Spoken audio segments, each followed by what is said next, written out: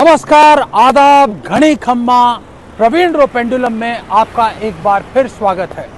हम बात कर चुके हैं कांग्रेस के बारे में, बीजेपी के बारे में और आज बात करेंगे थर्ड फोर्स के बारे में।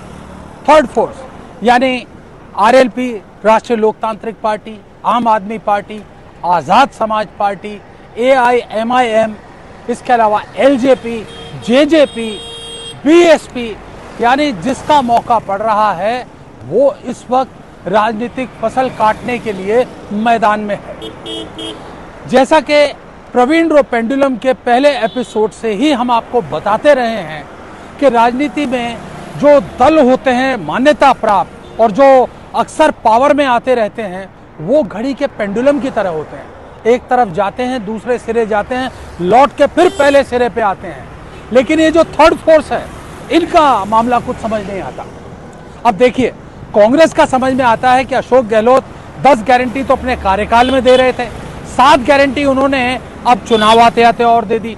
17 गारंटी के साथ अशोक गहलोत कांग्रेस को चुनाव में लेके आए हैं। अब भाई वो आपको 500 रुपए में सिलेंडर, 100 यूनिट बिजली फ्री, किसानों को सिंचाई के लिए 2000 यूनिट बिजली फ्री, इसके अलावा चिरंजीवी योजना जिसमें 25 लाख का बीमा, तो उनका हक बनता है कि वो पेंडुलम की तरह इस सिरे जाएं, उस सिरे जाएं।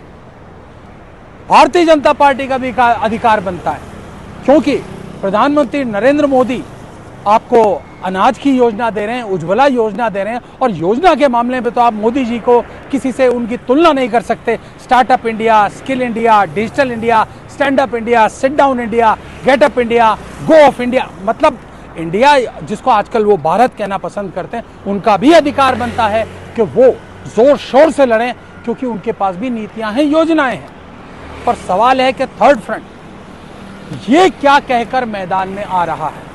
ये जनता से सिर्फ इतना कह रहा है कि लाल डायरी के पहले पन्ने पर बीजेपी के नेताओं का भी हिसाब है।